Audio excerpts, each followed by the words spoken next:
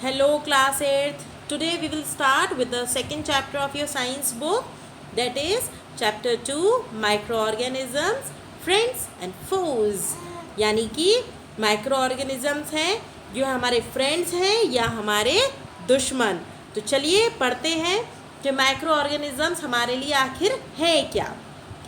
The presence of moisture allows certain microorganisms to grow on leftover food, which causes it to rot. देखो, जब हमारे खाने के अंदर कोई मॉइस्चर जमा रह जाता है, कुछ मॉइस्चर कंटेंट रह जाता है, तो क्या होता है, हमारा खाना कुछ टाइम बाद ख़राब होने लगता है ना. आपने देखा होगा खाना ख़राब हो जाता है, बाहर रखा रह जाए, आप फ्रीज़र में मत रखो उसे, या अच्छे से उसे पकाओगे नहीं, ठीक है, तो क्या होगा, जो खाना होगा वो रॉट हो जाएगा. रॉट मतलब ख़राब हो जाएगा, सड़ जाएगा.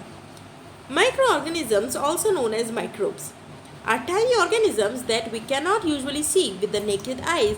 तो माइक्रो ऑर्गेनिजम्स को हम क्या बोल सकते हैं, माइक्रोब्स भी बोल सकते हैं, और हम इन्हें अपनी नेकेड आइज से नहीं देख सकते हैं. हम इसको किससे देख सकते हैं, we can only see them with the help of microscope. हम उसे किसे देख सकते हैं, माइक्रोस्कोप से ही देख सकते हैं. ये इतने छोटे होते हैं माइक्रो ऑर्गेनिजम्स, जिन्हें हम किससे देख सकते हैं, माइक्रोस्कोप से. Microbes inhabit almost every place you can think of, under the ground, on Earth's surface and in the air. देखो, माइक्रोब्स हैं जो वो हर जगह प्रेजेंट है. वो ग्राउंड के नीचे हैं, वो अर्थ के सरफेस पर हैं, वो हवा में हैं. इवन अगर आप माइक्रोस्कोप में अपने कपड़े देखोगे ना, तो उन पर भी आपको कुछ माइक्रो ऑर्गेनिजम्स नज़र आ सकते हैं. They can be found inside our houses, in the soil, in garbage dumps, in compost pits and inside roots of plants.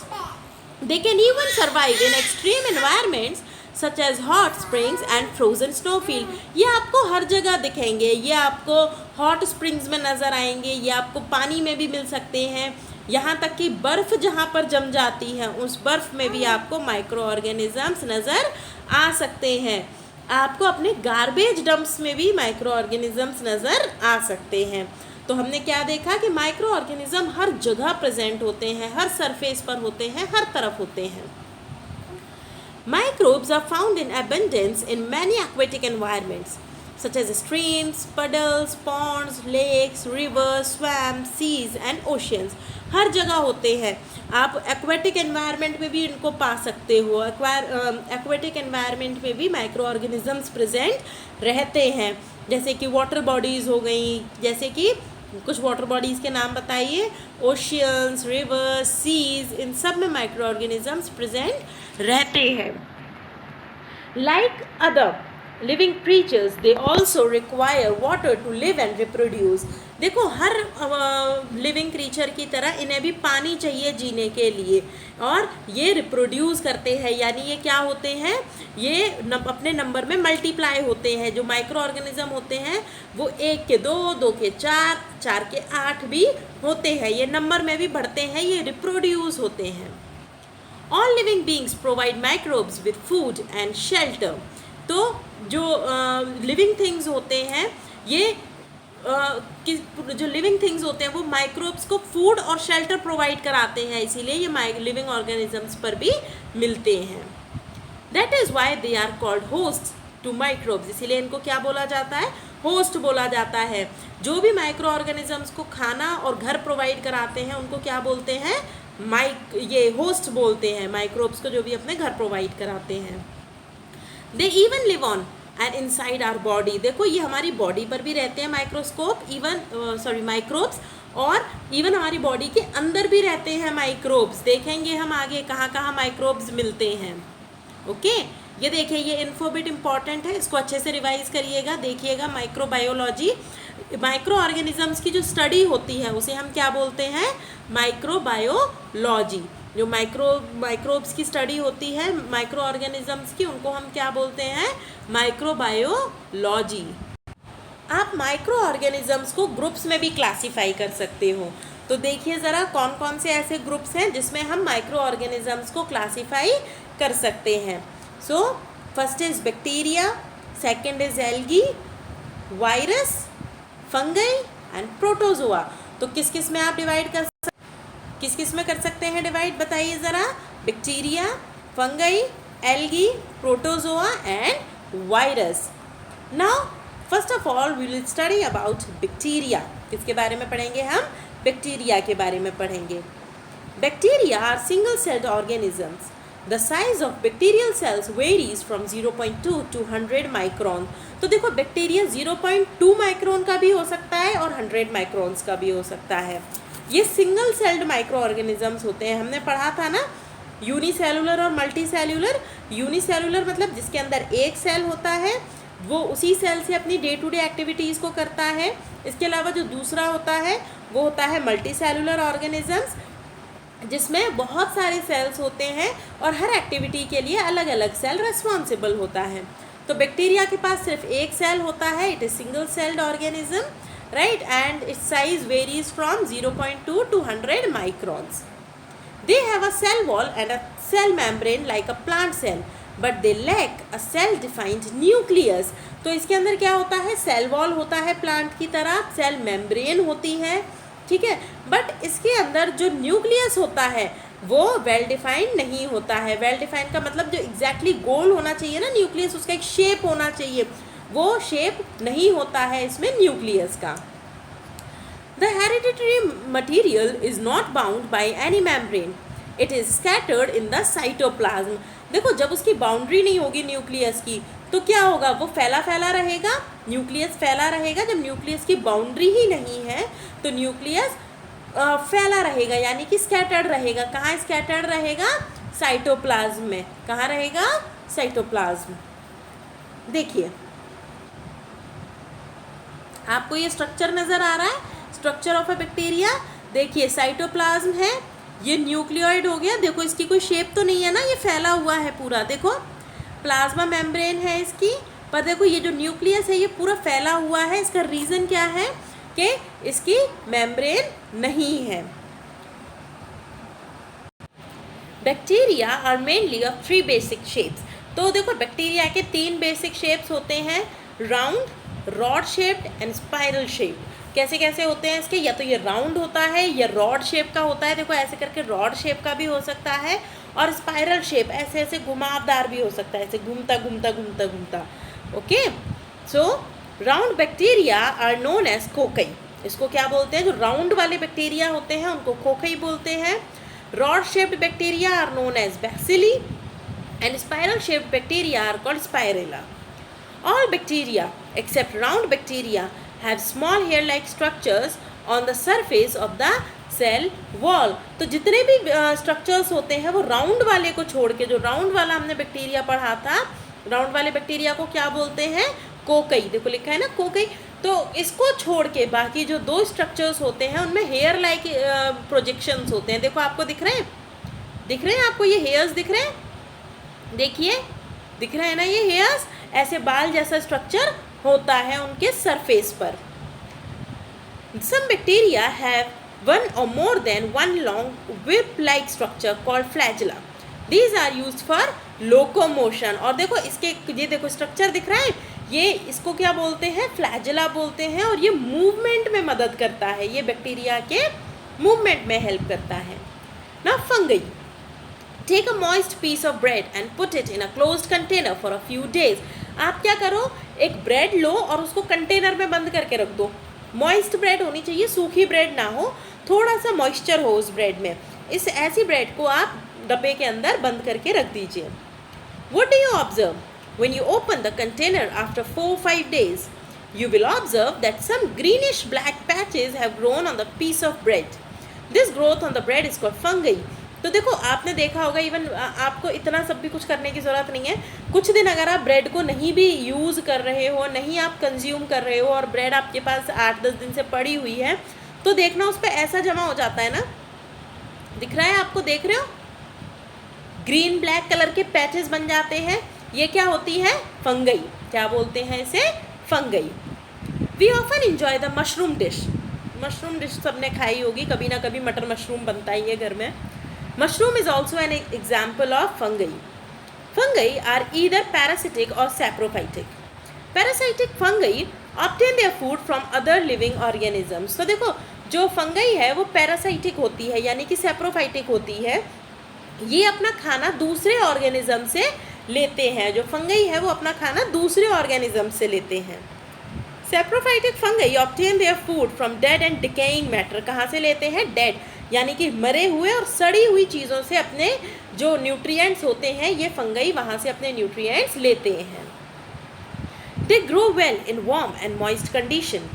Mushroom is a saprophytic fungi. तो देखो, ये गर्म जगह पर और जहाँ पर नमी हो, जहाँ पर मॉइस्चर हो, वहाँ पर सबसे ज़्यादा ग्रो करती है। इसके अलावा मशरूम है, ये सेप्रोफाइटिक फंगई है। ये अपना खाना डेड और डिकेइंग मैटर से ऑब्टेन करती है। Some fungi such as yeast are unicellular whereas others such as molds are multicellular। तो फंगई, जैसे हम यीस्ट की बात करते हैं तो यीस्ट यूनिसेलुलर हो गया, और जो मोल्ड्स है that is multicellular fungi. Now we will talk about algae. Have you ever seen a layer of green scum growing in stagnant water? It is actually algae growing on the surface of water. आपने काई लगी हुई देखी है? काई लग जाती है। इवन बाथरूम भी आप काफ़ी टाइम तक साफ़ नहीं करोगे तो उस पर भी काई लग जाती है, ग्रीन कलर की लेयर आ जाती है। और पोखर हुए, ये तालाब जो रहते हैं, इवन आसपास बारिश का भी पानी जमा हो जाता है काफ़ी टाइम तक, तो भी हरा हरा हो जाता है ना, ग्रीन ग्रीन कलर की लेयर हो जाती है। So that is algae. क्या है वो? एल्गी है। Algae are aquatic organisms. They are plant like in their ability to photosynthesis. वो क्या है? ये एक तरीके से प्लांट है जो कि फोटोसिंथेसिस कर सकते हैं। However, they do not have true roots, stem and leaves. They are found in fresh water, waste water and sea. तो कहाँ कहाँ मिल सकती है आपको काई? एल्गी कहाँ कहाँ लगी मिल सकती है? या आपको फ्रेश वाटर में भी मिल सकती है, या आपको वेस्ट वाटर में भी मिल सकती है, या आपको सी में भी मिल सकती है। Most algae are microscopic, but some like seaweeds are quite large. Some algae like Chalminomonas and Coleorella are unicellular, whereas others like kelp and Spirogyra are multicellular. There are green, red and brown algae depending on the type of pigments present in the cell. तो जैसा जिसके अंदर pigment होगा, अगर green pigment होगा तो वो green होगी, अगर रेड पिगमेंट होगा तो रेड, और ब्राउन पिगमेंट होगा तो ब्राउन। तो जैसा जिसके अंदर पिगमेंट होगा उस एल्गी का कलर उसी के जैसा हो जाएगा। Now we will talk about protozoa. Protozoa single celled organisms. Single celled हम सबको पता है, इसका मतलब एक सेल, और वो सेल कैसा होगा? वो सेल रिस्पॉन्सिबल होगा सारी एक्टिविटीज़ के लिए। मतलब उस ऑर्गेनिज्म में जो भी एक्टिविटी हो रही होगी, digestion, ingestion, excretion, movement, reproduction, सब कुछ उसी एक सेल से हो जाएगा। Most of them can only be seen under a microscope.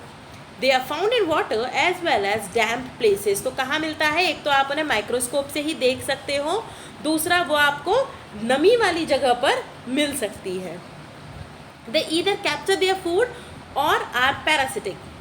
तो amoeba, paramecium and sorry, it is not visible for me, Giardia are some examples of protozoa. So these are the examples of protozoa. ये कहाँ पर मिलेंगे? जहाँ पर थोड़ी सी नमी होगी, ये वहाँ पर आपको मिल सकते हैं, और आप इनको नेकेड आइज से नहीं देख सकते हो, आपको स्पेशल माइक्रोस्कोप की ज़रूरत है इसको देखने के लिए।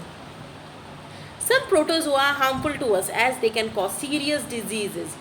Others are helpful because they ingest harmful bacteria and are food for fish and other animals. देखो, कुछ प्रोटोजोआ हार्मफुल होते हैं क्योंकि ये सीरियस डिजीज़ कर सकते हैं, बहुत ज़्यादा आपकी बॉडी को बीमार कर सकते हैं, और कुछ बहुत ज़्यादा हेल्पफुल होते हैं एनिमल्स के लिए भी और फिशेस के लिए भी।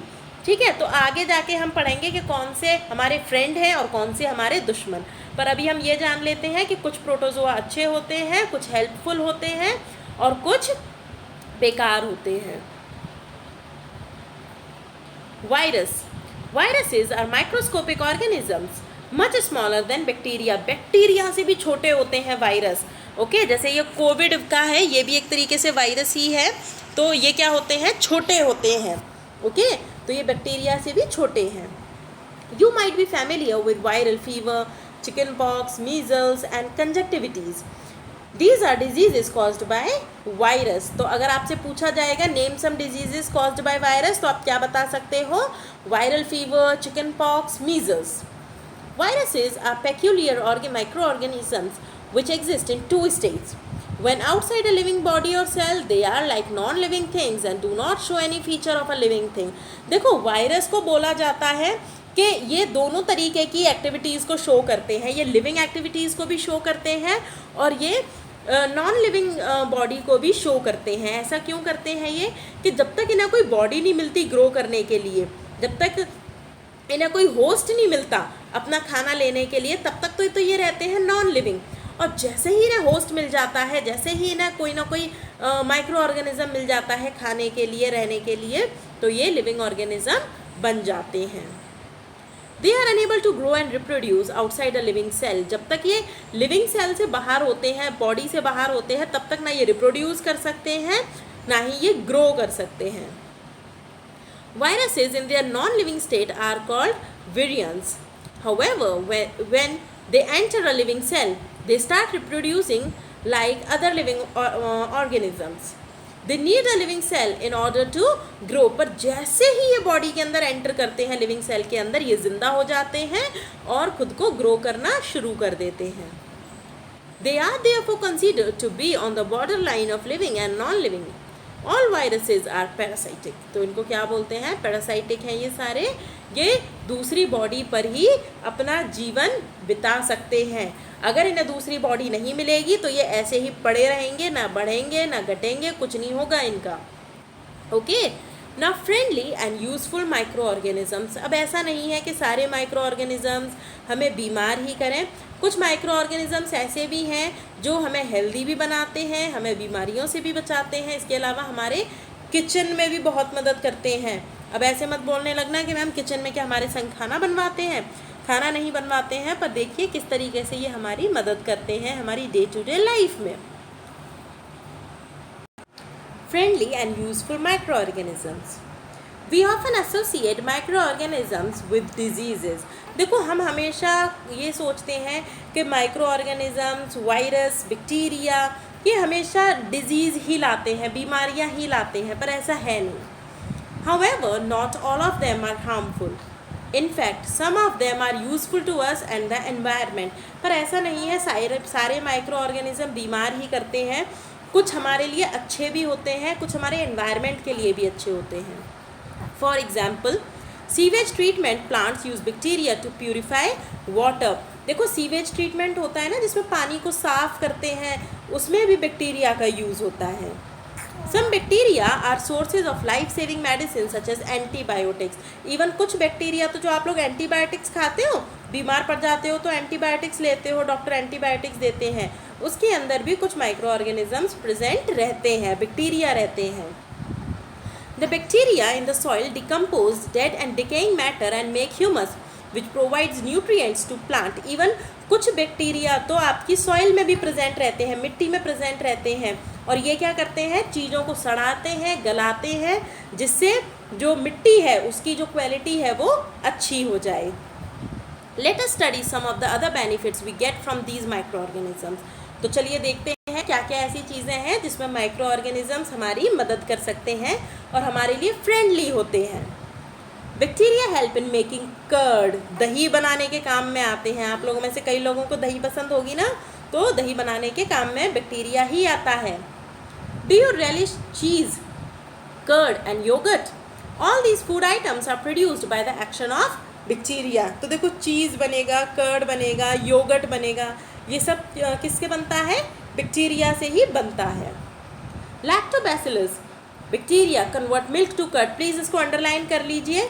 मिल्क से यानी दूध से जब दही बनता है तो ये काम कौन करता है? जब दूध से दही बनता है तो लैक्टोबैसिलस बैक्टीरिया. इस बैक्टीरिया का नाम क्या है जो दूध से दही को बनाता है? Lactobacillus. The lactobacillus bacteria multiply in milk and convert the milk sugar into lactic acid.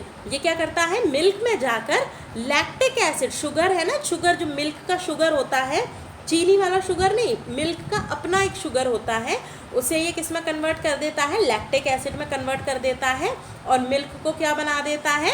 Curd बना देता है, दही बना देता है, जिसका हम रायता बना के खाते हैं, दही खाते हैं। This makes the milk thicker and curd is formed. The lactic acid makes the curd sour. और अगर आपसे कोई ये पूछे ना कि दही खट्टा क्यों होता है, तो दही खट्टा क्यों होता है, क्योंकि उसके अंदर लैक्टिक एसिड होता है। तो प्लीज़ इसको अंडरलाइन कर लीजिएगा कि मिल्क से जब हम दही जमाते हैं तो वो कौन सा बैक्टीरिया होता है जो दूध से दही बनाता है, वो होता है लैक्टोबैसिलस। दूसरा, दही खट्टा क्यों होता है, because of the presence of lactic acid. Lactic acid की वजह से दही थोड़ा सा खट्टा होता है। अब देखिए, yeast helps in making bread. Bread में बनाने में कैसे मदद आती है yeast? The bread we eat prepared with the help of yeast. तो ब्रेड कैसे बनती है? यीस्ट की हेल्प से बनती है। The ingredients for making bread include flour, water, yeast, milk and sugar. तो अगर आपको ब्रेड बनानी है तो आपको क्या क्या चाहिए? आप कंफ्यूज मत हो जाना कि मैम ब्रेड बनाना सिखा रही हैं या फिर माइक्रो ऑर्गेनिजम्स पढ़ा रही हैं। हम लोग ऑफकोर्स माइक्रो ऑर्गेनिजम्स पढ़ रहे हैं, पर हमें चाहिए क्या क्या होता है ब्रेड बनाने के लिए? फ्लावर यानी कि आटा चाहिए, water, yeast, milk and sugar. The ingredients are mixed together to make dough. Dough का मतलब आटा जब मर जाता है ना, उसको गूंद लेते हैं आटे को, तो उसको बोलते हैं डो। यानी मरे हुए आटे को क्या बोलते हैं? डो। तो हमें इन सब चीज़ों को मिलाकर क्या बना लेना है? डो बना लेना है। East sales multiply rapidly. अब क्या होगा? ईस्ट मल्टीप्लाई होगी, बढ़ेगी, ग्रो करेगी, मल्टीप्लाई होती चली जाएगी। They consume the sugar present in the dough and produce carbon dioxide gas. आपने चीनी डाली, जब आपने डो तैयार किया तो उसमें चीनी डाली, वो चीनी खाने का काम करेगी यीस्ट के लिए। यीस्ट चीनी को खाएगी, शुगर को कंज्यूम करेगी और कंज्यूम करके वो कौन सी गैस रिलीज़ करेगी? Carbon dioxide. कौन सी गैस रिलीज़ करेगी? Carbon dioxide. The carbon dioxide is trapped in the dough in the form of gas bubbles. अब जो कार्बन डाइऑक्साइड होगी ना, वो बबल्स की फॉर्म में, यानी जो बबूले से उठते हैं ना, बबल्स जैसे, इवन आप ब्रेड को भी देखना छेद छेद से होते हैं, उस फॉर्म में वो कार्बन डाइऑक्साइड ट्रैप हो जाएगी। Being lighter the gas rises causing the dough to also rise. थोड़ा सा आटा लोगे बहुत ज़्यादा बढ़ जाएगा। इवन डोसा बनाते हो, मम्मी डोसा बनाती हैं, डोसे में जब मम्मी दाल रात भर के लिए छोड़ देती हैं बाहर, तो देखा है दाल कितनी ज़्यादा बढ़ जाती है, अपने आप हल्की हो जाती है, झाग उठ जाते हैं उसमें और वो बढ़ भी जाती है। तो वो किसकी उससे होता है? यीस्ट के प्रोडक्शन से होता है। When the bread is baked, the gas bubbles burst। और जब क्या होता है? जब आप ब्रेड को बेक करोगे, जब आप ब्रेड को बेक करोगे तो जो गैस बबल्स होंगे वो फट जाएंगे। जो गैस बबल्स बन गए ना कार्बन डाइऑक्साइड से, वो फट जाएंगे। This causes carbon dioxide gas to escape, leaving behind holes of unequal size. अब देखना, ब्रेड में कुछ छोटे साइज होंगे, कुछ बड़े साइज होंगे। तो जब वो कार्बन डाइऑक्साइड निकलेगी, देखो जब आप किसी भी चीज़ को हीट करते हो तो उसके अंदर से गैस निकल जाती है। तो जब आप डो है, जो आपका डो है, उसको आप गर्म करोगे तो क्या होगा? उसके अंदर से भी गैस निकलेगी।